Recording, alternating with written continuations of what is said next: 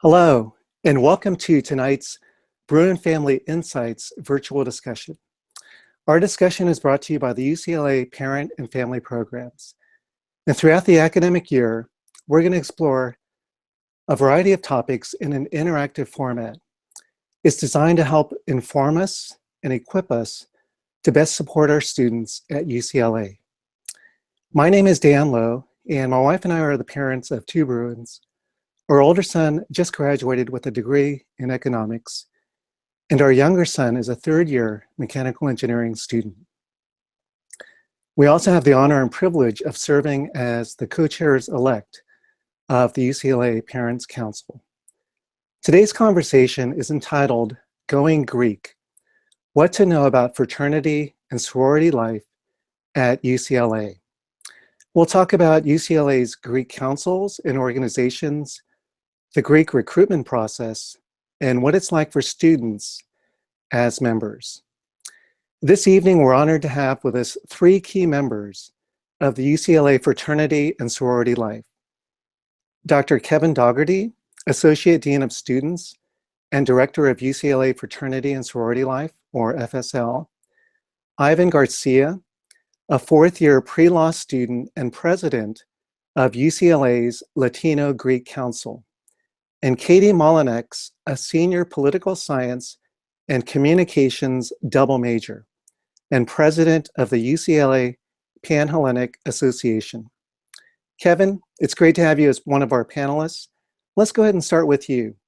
Could you tell us a little bit about your role at UCLA as Associate Dean of Students and Director of UCLA's Fraternity and Sorority Life, as well as, what's one thing that you're looking forward to in this new academic year? Kevin? Thank you, Dan. And it is an honor and a privilege to be here today and to work with Katie and to work with Ivan here within our community. So as Dan expressed, I am the Associate Dean of Students and the Director of Fraternity and Sorority Life here at UCLA, responsible for 4,000 plus students within our Greek community, which is around 14% of the undergraduate student population. That stares across 66 Greek-led organizations that are within our community. So my responsibilities include the oversight of this very large and growing community, holding them accountable, but at the same time, providing an experience for them that will help shape their Bruin experience, but also when they leave UCLA. We hold them accountable in various ways, and we will definitely talk much more about that later on here in this webinar. But I will definitely share that one thing that I am looking forward to this upcoming academic year is the traction that our community of fraternity and sorority life has received thus far, the positives of our community, and I just can't wait to see how far we will go for this upcoming academic year. I am truly projecting that this is going to be one of our greatest years here at UCLA. That's so great to hear. Thank you, Kevin. Katie, could you tell us a little bit about how you became involved with the Greek organization and one thing you're looking forward to in this upcoming year? Sure. Thanks, Dan. A quick background of why I decided to join Greek life. I joined the fall of my freshman year, so right away. I went to an all-girls high school, so there were about 200 girls in my graduating class and about 800 girls total. So coming to UCLA was a really big adjustment for me, and I was really nervous that I wouldn't be able to find people that had the same values as me, that were interested in the same things as me. And going through recruitment really helped me find a group of women who are motivated and driven and confident and who challenge me in all of the best ways and sometimes some tricky ways too. And a couple things that I'm excited for this coming year are to see our recruitment process unfold. We've worked so hard over the past months and the past year to put it together. I'm really excited for that. And I'm also excited to be at USC my last year. All right, go Bruins. Thanks so much, Katie. And Ivan, it's good to have you also as one of our panelists. Could you share a little bit about how you got involved with Greek life and one thing you're looking forward to in your fourth year? Definitely, Dan. Thank you. As Dan mentioned, so I'm the current president of Latino Greek Council. The former president of my personal fraternity, Nu Alpha Kappa. So I was first introduced through a friend of mine, actually, who graduated from my high school 2 years before me. So when I came to UCLA, he kind of introduced me around, started getting to know a little bit about Greek life since he was already part of the community. Pretty much what kind of intrigued me to Greek life was a lot of the pillars that the Greek organizations had in LGC, which stem from academics, brotherhood, sisterhood, community service, and culture. So those pillars kind of brought me in. I was intrigued, and I've been a Greek ever since my first year. Something that I am looking forward to. Like I said, I've been involved here in Greek life at UCLA since my freshman year, and this year we're going through some particular changes, some new transitions, and as president of my council, I'm going to be spearheading a lot of these new transitions, helping out not just my council, but the individual organizations in my council, and hopefully creating a foundation for the following years to come that our organization is going to be following. And I think it's going to be a good way for me to look back and see all the improvements and the change that I was able to contribute to, and that's what I'm looking forward to. All right, thank you so much, Ivan. Katie, could you share with us a little bit about your individual council, the Pan-Hellenic Association? Sure. So Pan-Hellenic is composed of 13 different sororities. Each one has its own values, their own philanthropies, all of that kind of thing. We have one Christian sorority and one STEM interest sorority. So those are specific. They hold their own recruitment processes. In total, we have about 2,000 members. So we are the largest women's organization on campus, and our core values are scholarship, service, sisterhood, and leadership. Wow, that sounds great. And how about your council, Ivan? Tell us a little bit about the Latino Greek Council. Definitely. So Latino Greek Council, we're currently 4 fraternities and 4 sororities, predominantly Latino, but something that we like to emphasize is that we embrace all cultures and races who are interested in our organizations. We were established in spring of 2005 with 5 founding organizations, just to create a space for Latino Greeks here in our UCLA Greek community. Pretty much our goal of our council and what we try to accomplish is to help promote and enhance not just our organizations, but the whole Latino community and population of students here on our campus. And as I mentioned earlier, most of our, for the most part, all of our pillars are similar, in which they all encompass academics, brotherhood, sisterhood, community service, and some of us also embody culture. Okay, thank you, Ivan. And Kevin, could you describe the other councils that comprise the UCLA fraternity and sorority life? Absolutely. So as you heard Katie speak about the Pan-Hellenic Association and Ivan speak about the Latino Greek Council, there are actually 4 more councils here at UCLA, which totals 6. So we have the Asian Greek Council, which comprises of 3 organizations within that council. We have the Interfraternity Council, or IFC, which comprises of 22 men's fraternities. We also have the Multi-Interest Greek Council, and this is a council that has various interests from your Persian organizations to your Christian organizations to your LGBT organizations as well. And we also have the National Pan-Hellenic Council, or NPHC, that they are always referred to as. And these are the organizations that are your historically African-American or Black fraternities and sororities here at the university. Oh, thank you, Kevin. We want to thank our audience for joining us and for the questions that you've submitted. And during the course of our conversation about Greek life at UCLA, feel free to submit your questions, and we hope to cover as many of those questions as possible. So let's go ahead and go to some of the questions. What do you believe are some of the biggest benefits of being a member of a Greek organization? Anyone could jump in on that question. I can start. So like I said, I joined Greek Life because I was looking for a way to make campus a little bit smaller and at the same time expand my own worldview. And I definitely think that that has happened. I've met so many different people, women and men, in different organizations, not just in my own council, in Ivan's council, in the other 4. And that's been a really big benefit that I've found. And additionally, I think that this has held more meaning for me than most of my other involvements, and that we have a bit of a deeper bond, I think, in Greek life than in some other clubs, and that we're not just based on shared interests, there are shared values, and that's something that runs a little bit deeper, and something that's been really powerful for me. And I also always like to throw in, I feel like my time management skills have skyrocketed in the past 4 years. Me as a freshman, I would not have been able to balance the same amount of things that I'm able to balance now, and Greek life has 100% been the cause of that.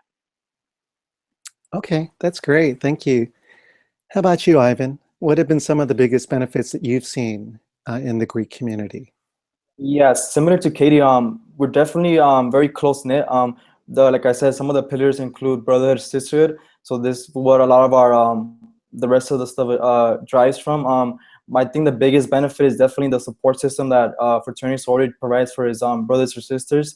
What you gotta understand is that these fraternity sororities have been on campus far longer since when we came, and they have systems in place for their members to be successful. They have alumni networks that are here to help make sure that our members succeed. They have mentors. They have mentors who come mentor their members, and they just have all those tools necessary for us to be able to succeed and to be to reach our goals in life. And it's important to understand that we came here to get a degree, get our education, and hopefully reach our goals and dreams. And Greek letter organizations are my Brotherhood is helping me in that trajectory and helping me prepare for the future and what I want to do and become a lawyer. So okay, great. Thank you, Ivan. Kevin, I think for a lot of us, we're not really familiar with the structure or the format of how Greek organizations work. And if you were to briefly describe the typical structure of a Greek organization, how would that look?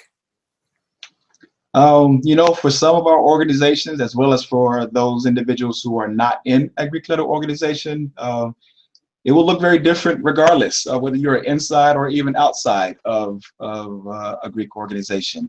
But typically, I would say that the majority of our organizations are quote unquote structured in the same way. So for our local chapters that we have here at the university, each of them have a president, a vice president, a treasurer, secretary, historian, a risk management chair, depending upon the size of that organization.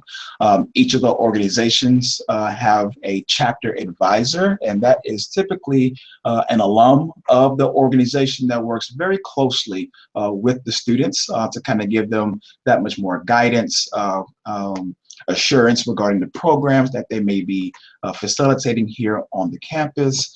Some may even have an advisory board where they may have multiple individuals who are still very connected to the organization and very invested in the organization moving forward.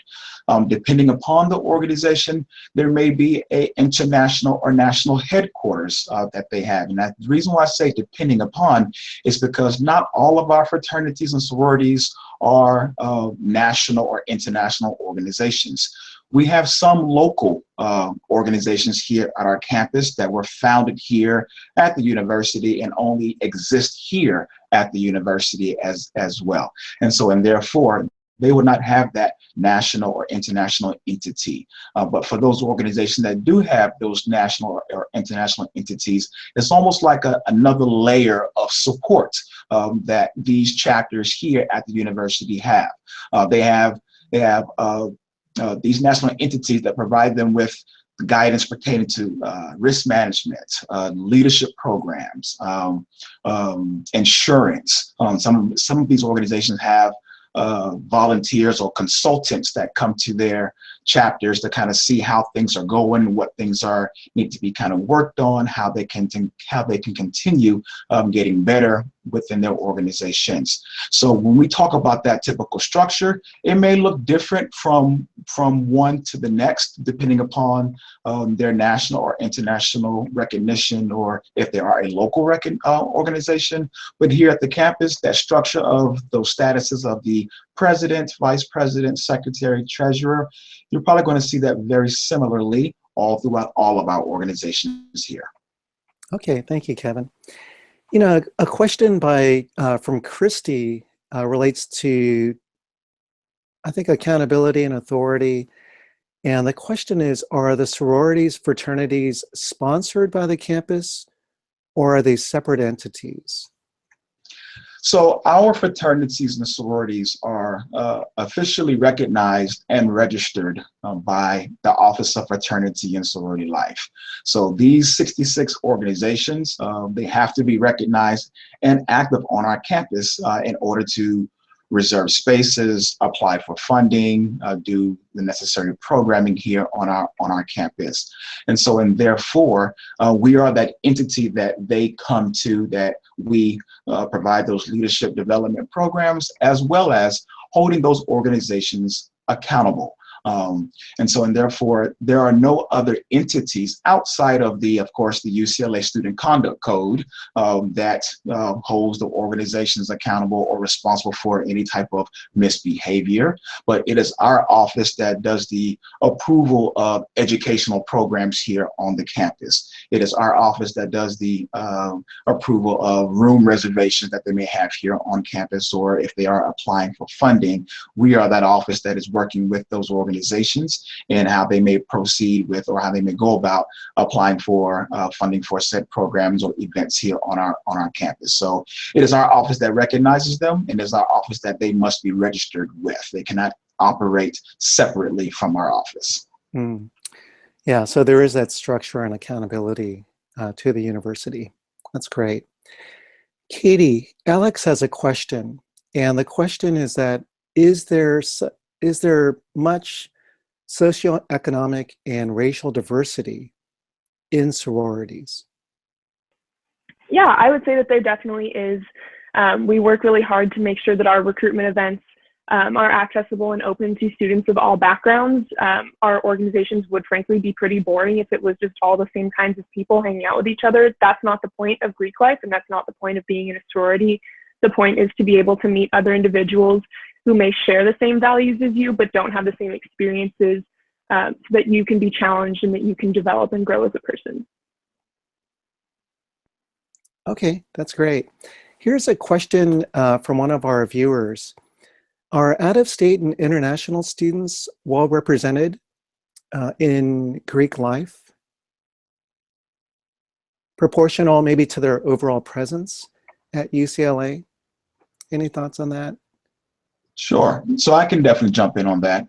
We do have a good number of out-of-state students within our community, as well as international students as well. As far as them being well represented in the majority of our campus community as a whole, probably not as represented, yet there is a good number of those students within our community. I know that there's sometimes a wonder or a question of, okay, do transfer students join a fraternity or a sorority, or do non-traditional students join a fraternity or sorority here at UCLA? And the answer is absolutely yes. We have a good number of transfer students within our community. In fact, some of these students have become leaders within their fraternities and the sororities, as well as they become even council presidents, just like Ivan and Katie here on this webinar. We've also even had parenting students are part of our Greek community as well. So our community is indeed diverse from various different facets and various different identities that show that we are indeed a welcoming home for a lot of our students here at the university. Okay, thanks. Maybe a follow-up here, Kevin, related to diversity. Ed is wondering, he says, I was surprised to see that instead of having a diverse Greek life, it looks like you have a segregated Greek life with each ethnic group having its own organization. And is that true at UCLA, or how do you see it play out there?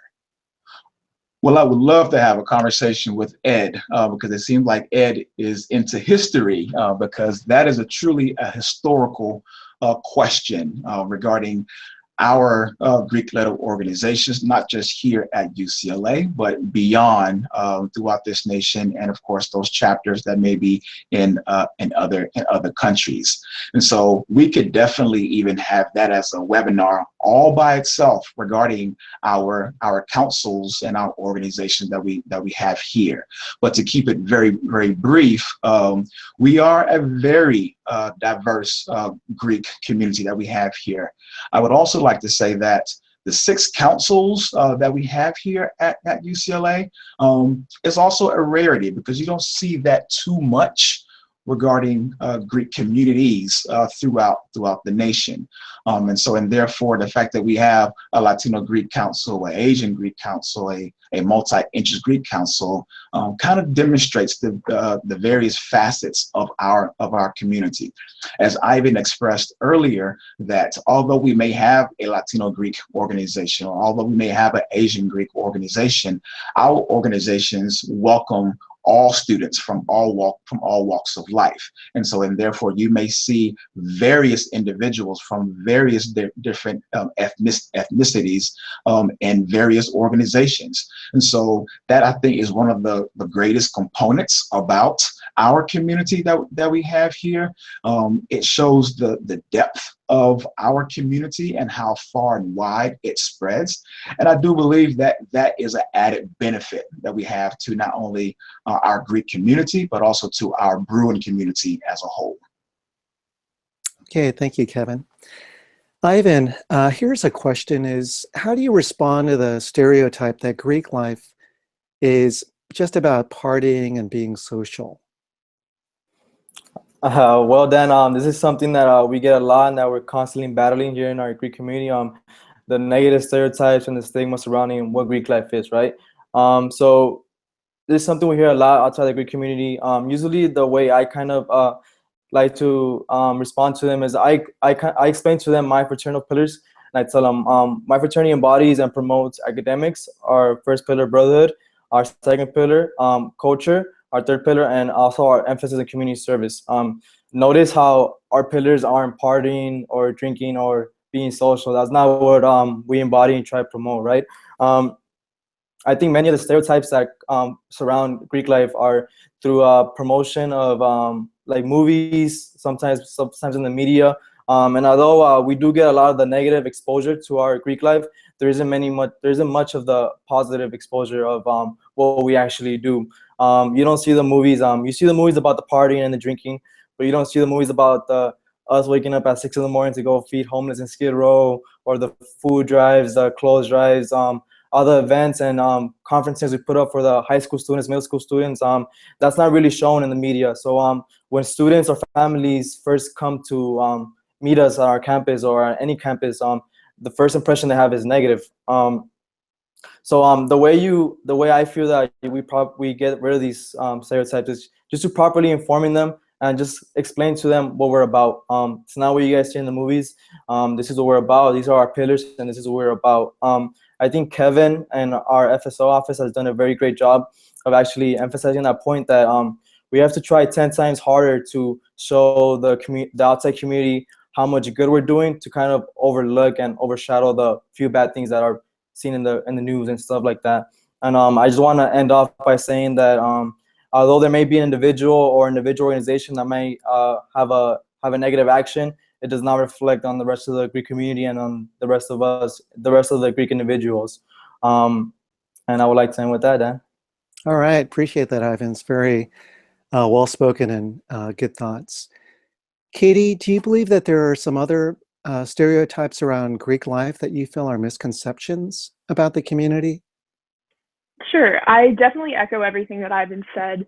I think that was really accurate to what I've experienced. And something additional that I've experienced being a sorority woman is that a lot of times people tend to think that we don't care about our academics, or that sorority women are only from certain majors, or that we're just not that smart. And I think that, that kind of goes along with a lot of people's conceptions of women in general, but it's definitely amplified by the sorority aspect. And to that, I will just point you to our GPAs. And I actually have the data. Our all Panhellenic GPA for spring quarter was a 3.505. The all-women's GPA was a 3.383, and the all-campus GPA was a 3.349. So in terms of academics, we definitely prioritize that. We're all UCLA students. We all worked really hard to get here. No matter what we spend our free time doing, there's definitely an emphasis on academics. And like I said, we have a sorority whose sole focus is STEM majors. So even if you feel that being in one of our other sororities isn't quite a fit for you academically, there is literally one that is entirely devoted to supporting STEM majors. Well, I love your response, Katie. That's so encouraging to hear, and to know that our students at UCLA, including those in frats and sororities, are really giving their very best when it comes to their studies. That's great. One of our viewers is asking, we're a first-year student to pledge. What are the additional financial costs in that first year? Could be Katie I can or answer. Ivan. Okay, Yeah, I can Katie. say a little bit. It's not going to be super helpful because we do experience a pretty wide range of variation amongst all of our chapters. All of our chapters have different financial structures, amounts, time schedules, that kind of thing. But if a new member joins, she can usually expect her first quarter to first year to be the most expensive. So it covers ritual fees, one-time dues to nationals, all of these kinds of miscellaneous things that you usually only pay once. So I believe that the range that we usually say for a new member quarter is about $1,200 to $1,600. And that is, like I said, the one-time thing. Okay, thank you. Ivan, do you have any thoughts there about the cost for the first year? So the doesn't really matter for the LGC. Every year is kind of charged the same depending on the organizations. For us, it's a lot more less expensive. For me personally, like Katie said, one of the dues that we all kind of have to pay is for nationals. That's pretty much our insurance coverage and things like that. Where if in case of anything happens in any event, we're covered by our national headquarters, and every organization pretty much has like their chapter dues that they pay every quarter. For LGC specifically, we pay around between $245 in the fall, and then the rest is just winter spring. We just pay like another $50 per quarter dues. It's not too expensive. The biggest chunk is from the national one-time fee in the beginning of the year, just to cover us for the whole entire year and at our events and whenever we host any fundraisers, community service events, things like that, just to have us covered under the insurance. Okay, thank you, Ivan. Alma has a question that takes us beyond graduation. And she said, you talked about the benefits of being part of Greek life while being students. What are the benefits of a sorority or fraternity after school life is over? I can take that, Dan. And I appreciate Alma's question. And the reason why I appreciate it is because when you join a fraternity or sorority, these are lifelong organizations. These are lifelong memberships that you are becoming a part of. So you are becoming a part of a network of individuals throughout this nation or even throughout this world that share some of those same ideals and interests and values that the reason why you chose to join your particular organization. So when we talk about, life beyond college or life beyond the university, life still continues when you are within that fraternity or when you are within that sorority. As I mentioned earlier about the chapter advisors who are working with these organizations because they are still invested in the organization and seeing the organization being able to proceed and get better and better. These are individuals who are still connected and engaged with the chapter, with the organization. Secondly, even from a networking standpoint, I can definitely attest to some of my experiences of being engaged with various individuals throughout the field of higher education or even within student affairs, where once I come across someone who is in a fraternity or sorority, regardless of their organization, and then they learn that I am also a member of a Greek letter organization, there's a sense of commonality. There's a foundation with that individual where we begin to kind of speak the Greek language, or we begin to kind of understand a little bit of our experiences, and so, and therefore we become a resource for one another. We become a support for one another, or even an advocate as well. And so that helps in various situations, whether it is from a job interviewing standpoint, or whether it is from a graduate school standpoint.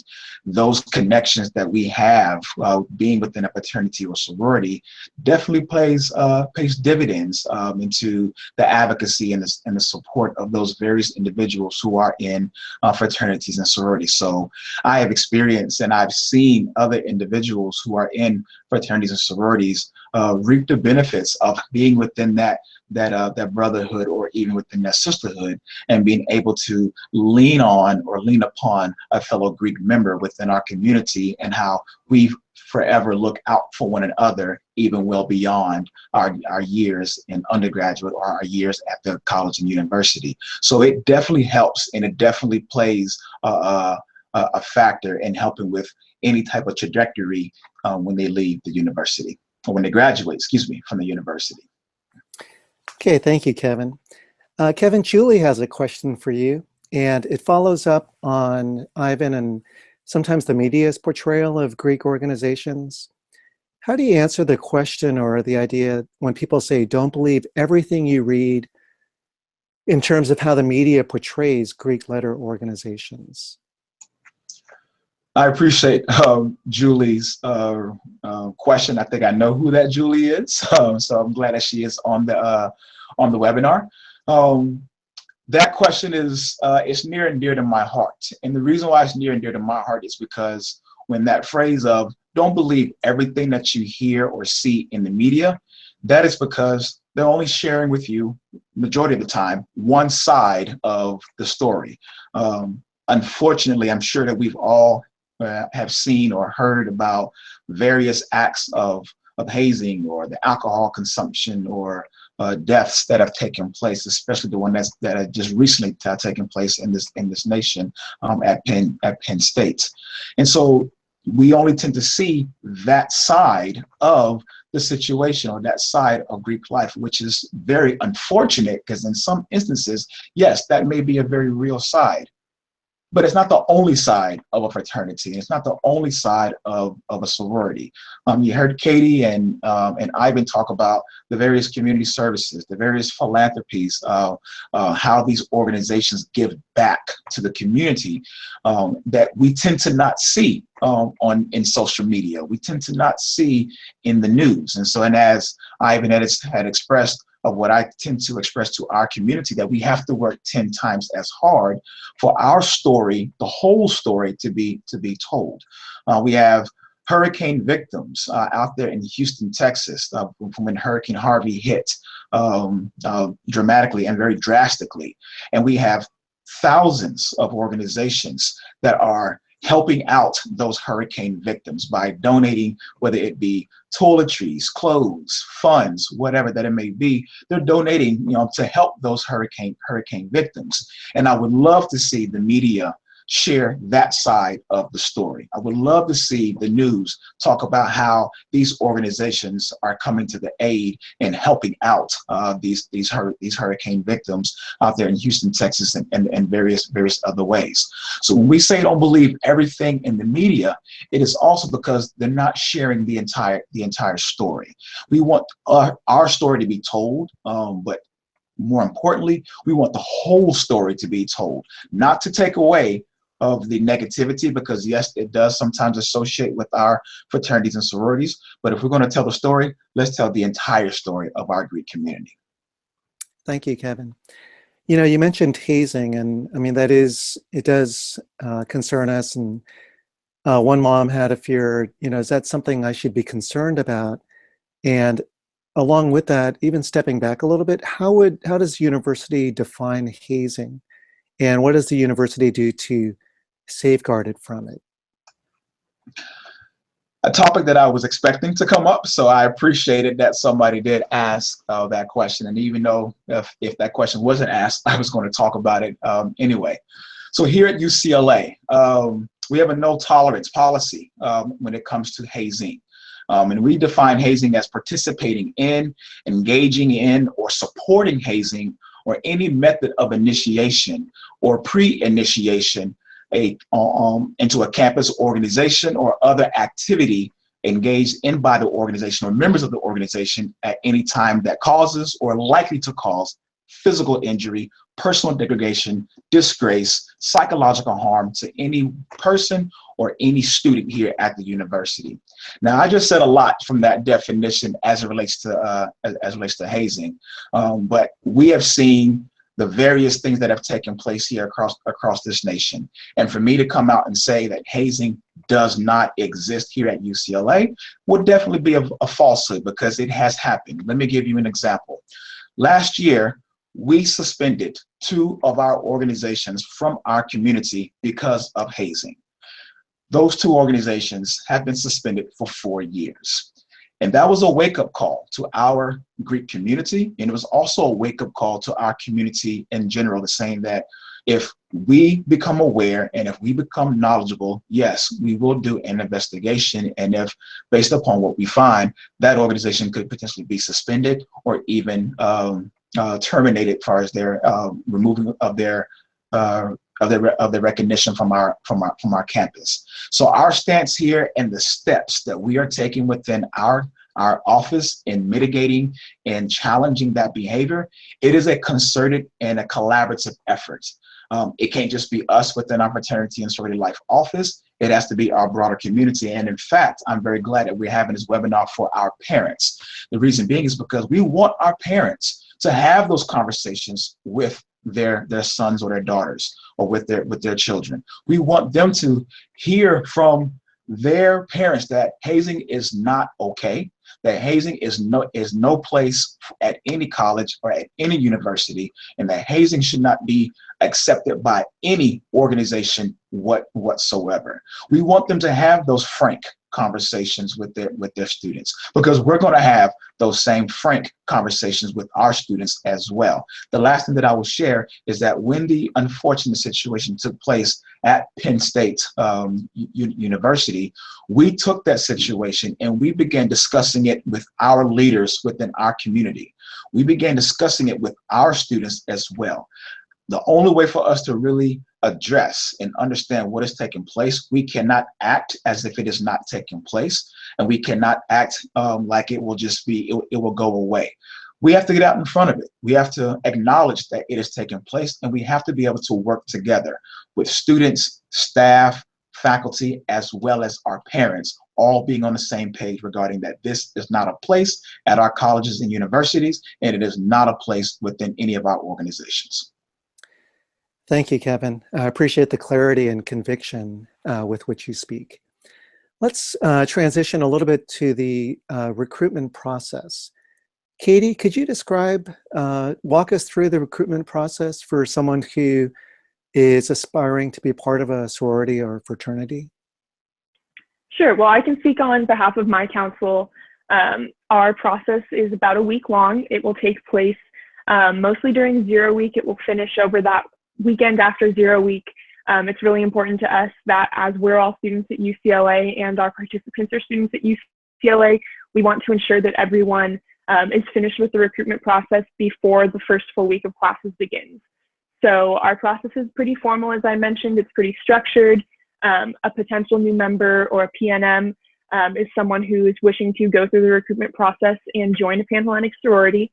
And what she can expect out of a typical recruitment event is a full day full of different, we call them parties. They're little events where each woman will go with a group of other women into a chapter facility, and she'll just talk. She'll talk to active chapter members. And I know that sounds like kind of facetious for me to simplify it like that, but that really is what it is. Our process is values-based, which means that our chapters are looking for women who share the same values as them, just as our women who are going through the process should be looking for chapters that share their values. And it's conversation-based in that each day the woman will go into a chapter house, she'll talk to a few women, She'll kind of get to see whether or not she thinks her values align, whether she thinks that their interests align, whether she thinks that these are women that she wants to spend the next 4 years and beyond of her life with. And so, as I mentioned, it will go through the full week. Monday, we have an orientation. Tuesday, Wednesday, Thursday, and Friday will be recruitment rounds, with Thursday and Friday splitting into the evenings. So no active member or potential new member will need to miss classes to attend recruitment. We'll take a break for Saturday for the football game, and then on Sunday morning, we return for our last round and our bid night, where our chapters welcome home their new members, is on Sunday night. Oh, thank you for sharing all those details. You could really think through the sequence, and that's very helpful. Ivan, did you have some thoughts to add to that about the recruitment process? Yeah, definitely. So for LGC, we have our organizations do like individual-based rush and recruitment. So pretty much what that means is that each organization, RA organizations, each create their own, either their own rush or recruitment schedule. It could range from 3 to 6, 7 weeks. Pretty much in these schedules, they create events where the members come and get to know their sisters or brothers, and vice versa. The brothers and sisters get to know the potential new members. Some of these events range from like going to bowling, having barbecues, small socials, things just to interact with the potential new members and for them to get to know each sorority and fraternity as well. It's important to emphasize that these decisions, the decision to join a fraternity sorority, it's a lifetime decision. So you want to make sure that you choose the right organization, correct? So these events are made for them to get to know each other and, how Kay said, to see if those values align with one another. Once these rush recruitment schedules are done, there are small informationals where they kind of talk about the history, the requirements, and then they lead into interviews. After the interviews, that's when the members from each organization decides whether they want to hand the bid to the potential new members and whether they would commence the intake process. So each organization does it different. There's no one way the organization in the LGC does it, but it's primarily serves a focus to kind of get to know all these new members and see if you want to join your brother or sister for the rest of your lives, right? And then the intake process, each of us has a different process. Each organization has their own traditions, their own requirements, things they have to do. But pretty much what they do is kind of teaching the principles, the pillars of your fraternity, sorority, teaching them the history of how you were established, the history thus far, and also pretty much showing them what they're going to do once they become a member, what it takes right now and what you have to learn for once you become a brother or sister. You could be able to do this community service event. You'll be able to do this fundraiser. You'll be able to follow these academic guidelines and principles, follow these study hours and stuff like that. So just to sum it all up, rushing is pretty much getting to know the potential new members and for the members to get to know fraternity sororities, and also the intake process is to teach them how to become a member. And I am with that. Thank you, Ivan. So one question comes from Linda, and she asks, what percentage of students starting in the rush process complete it and are offered bids?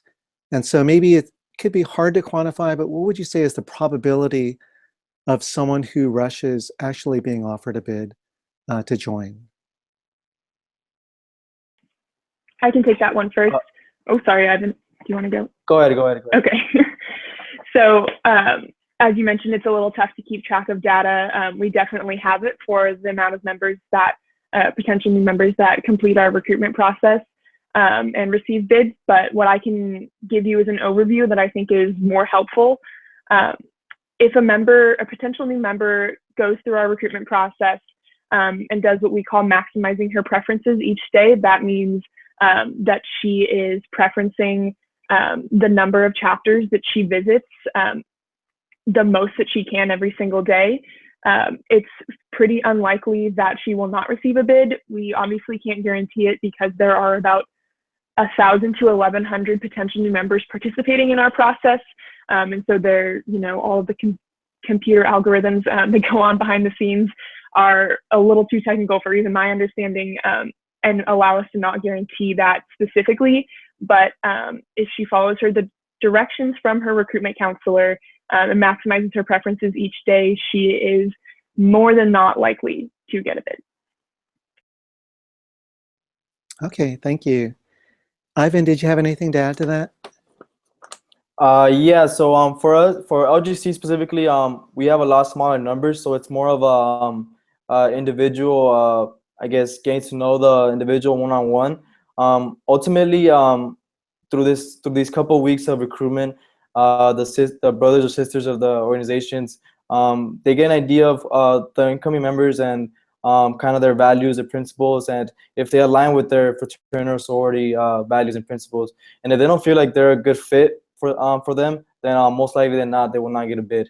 But it's very high, very rare cases when that happens. For the most part, the potential members go to the fraternity sororities who they feel they align with, and most of the time they end up being a good fit, but it's not always guaranteed. So it comes down to the members and how they see the potential member and how well they feel that they'll fit into what they believe in and their principles and values that they embody.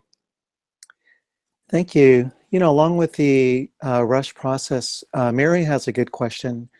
She says, what sort of 0-week activities will the potential new members be missing out on if they participate in recruitment? From the Panhellenic side, any potential new member participating in our formal recruitment process won't need to miss any 0-week activities. We structure our recruitment process very intentionally because one of our pillars is leadership, and so we would be remiss if we kept our students from being able to join and lead in other organizations. So for example, our PNM potential new member orientation is Monday afternoon. That's finished in time for potential new members to go to Bruin Bash on Tuesday afternoon. Even though we will be participating in recruitment rounds all day, all potential new members will get a break for lunch and to be able to go to the enormous activities fair. So we want to ensure that these students have the chance to get to explore what other identities they might see themselves fitting into on campus besides just Greek life. So there's no FOMO, huh? No fear of missing out. So that's good. Yeah, I appreciate that. So related to what you shared earlier, Katie, about the academics, one question that comes is, how do members successfully balance Greek involvement and academics? Well, like I alluded to earlier, I think that time management is one of the biggest takeaways for Greek life. Our organizations work really hard from the very beginning of the new member period to instill these skills in our members. So whether it's from encouraging study hours, providing test banks, helping pair students with older members in their majors, we want to ensure that our members succeed, and we want to ensure that they have the skills that they need to be able to do that eventually on their own without us having to help them into that process. So from whether it's learning to balance whether or not you need to be able to say, maybe I shouldn't go to this social event tonight because I've got a big paper staring me in the face, I think that that's kind of the general goal, is that we want to prepare our members for the real world, which is where there won't be maybe a safety net of a makeup midterm to catch them if they fall. Okay, thank you. Ivan, any additional comments there? Yeah, definitely. I agree with Katie. Like I said in one of my earlier comments, we came to UCLA to graduate, get a degree, and aspire to be a professional in some aspect of life, right? So you join a letter organization to kind of help enhance that experience and to help you along your trajectory. You didn't come to UCLA to join a Greek organizations, but you're here to use your Greek organizations to help you and reach your goals. A lot of the events and stuff that we do in my organization, they revolve around academics and professional development. So it's not like you're kind of going out of your way to do a lot of stuff that you don't want to do. It's stuff that's kind of benefiting you, and it's all good for you and your academics. We do have study hours. There's academic contracts if you, for some reason, you felt lower than required GPA.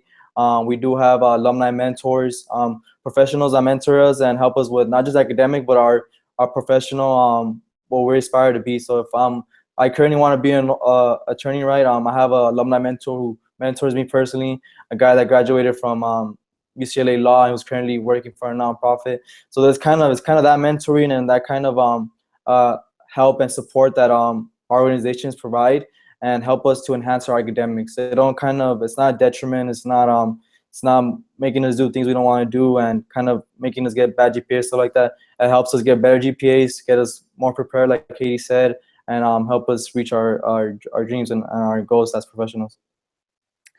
Thank you, both Katie and Ivan. So, I think one of the challenges that students have, especially in their first year, if not even their first quarter, is that there are so many good things to be involved with.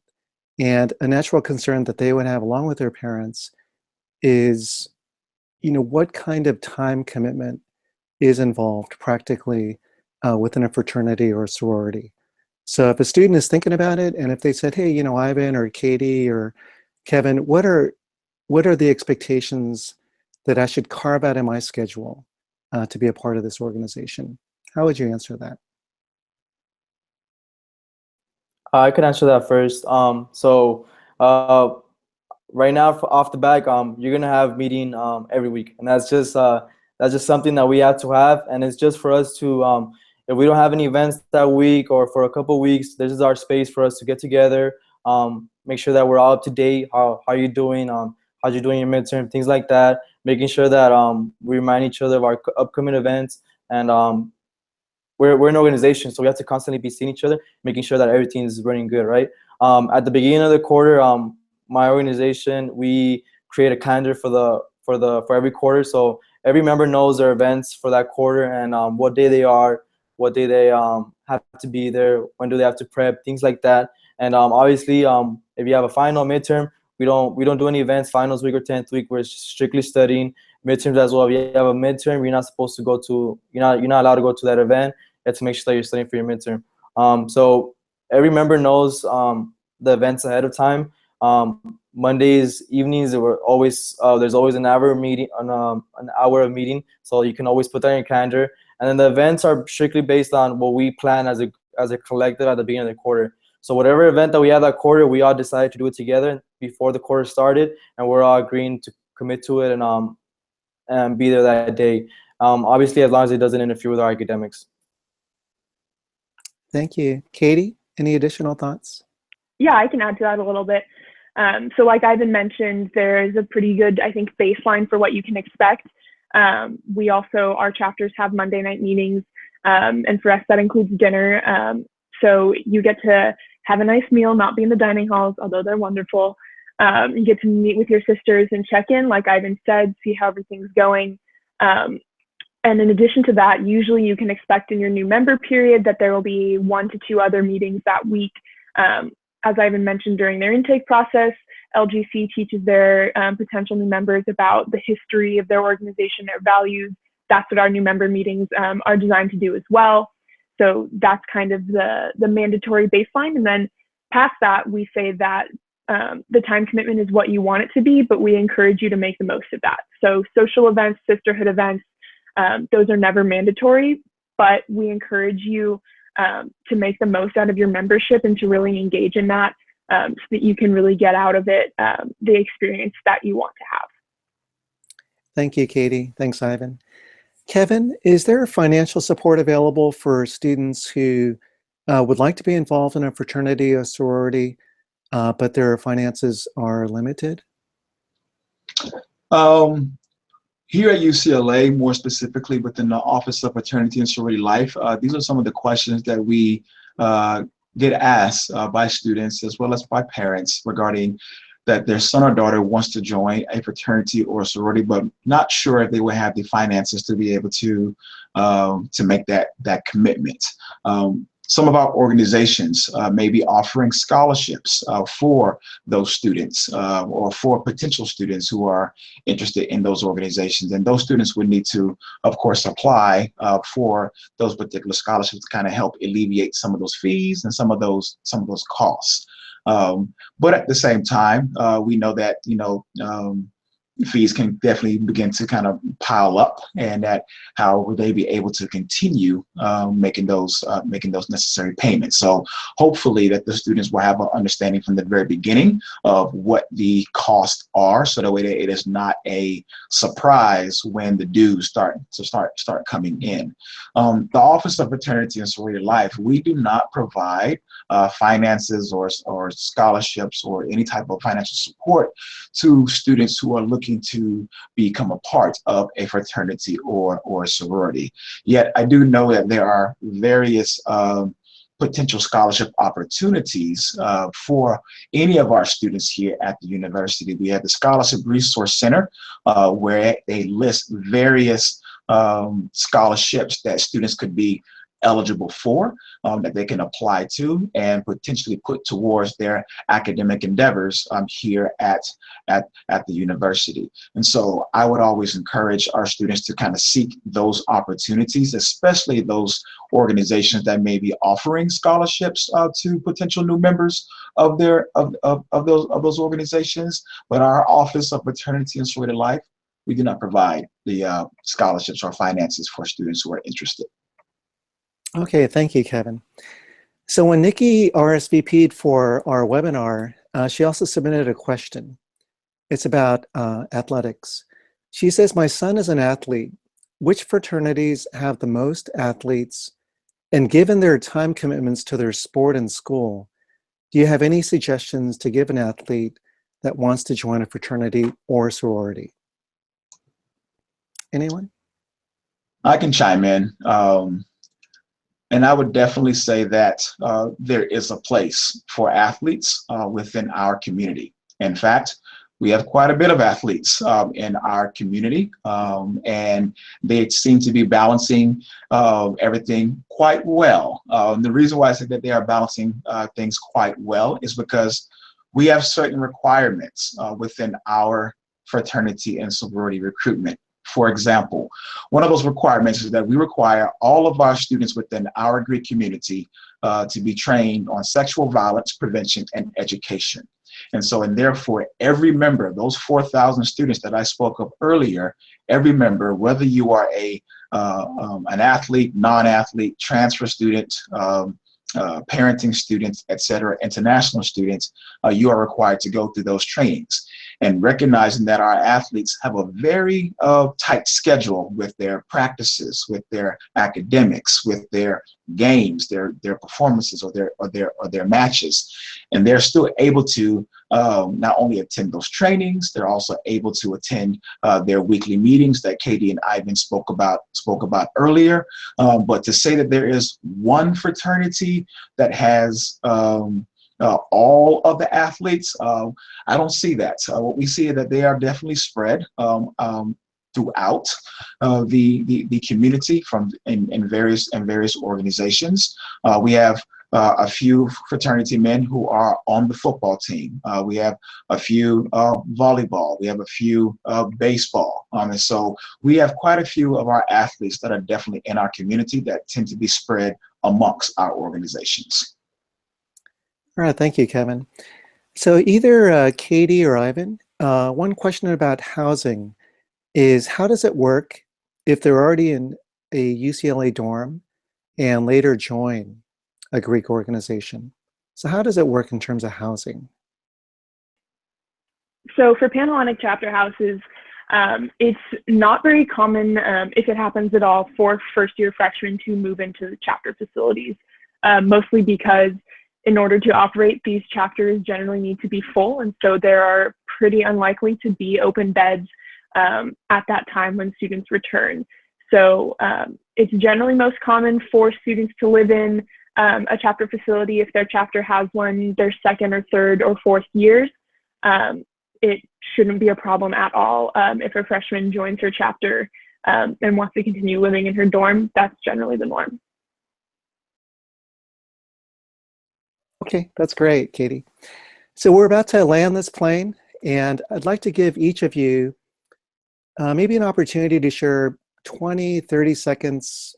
If you had to say one thing about sorority, fraternity life, just an elevator type conversation going from floor 1 to floor 10, and in that, journey up the elevator, what would you say about life in the Greek world at UCLA? Let's go ahead and start with you, Katie. Sorry, I was muted. Pressure's on. If I had to give a wrap-up comment, I think it would be that no matter who you are, where you're from, what you're interested in, what your values are, there is a place in the UCLA Greek life community for you. And it might not look like that at first. You might have to look a little harder. You might have to ask a little more questions. But I promise you that it is there. And I hope that you won't be discouraged by any stereotypes, any stigmas, or anything like that. Because these organizations really are life-changing. I think Kevin and Ivan can attest to that as well, that the course of their futures and their lives have been altered by joining their organizations in a really positive way. That's true for me, and I hope that that's true for all of our members, and I hope that you'll find for your children that that's true as well. Thank you, Katie. How about you, Ivan? Yeah, just to add on to that, Greek life and your Greek experience is not just one single experience. Every person who joins Greek life will find the right home for them, their home away from home.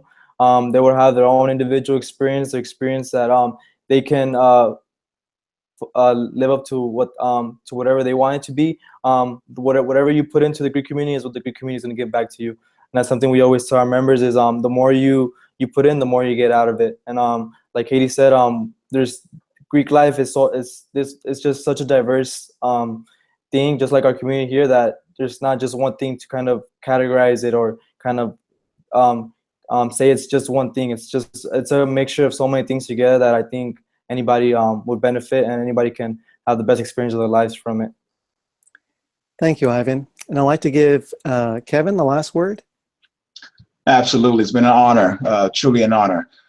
Fraternity and sorority life here at UCLA. What I say is that we are contributors to this campus. We are contributors to this campus, and we are contributors even beyond this campus. Our Office of Fraternity and Sorority Life are geared towards the leadership and the development of all of our students within our community.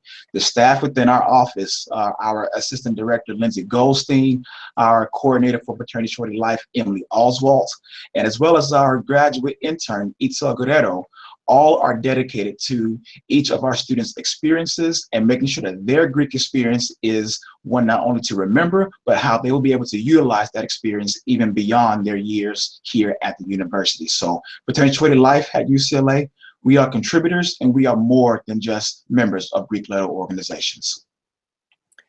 All right. So Kevin, Katie, and Ivan, I want to thank you so much for being a part of our conversation, helping us to understand what Greek life is like at UCLA.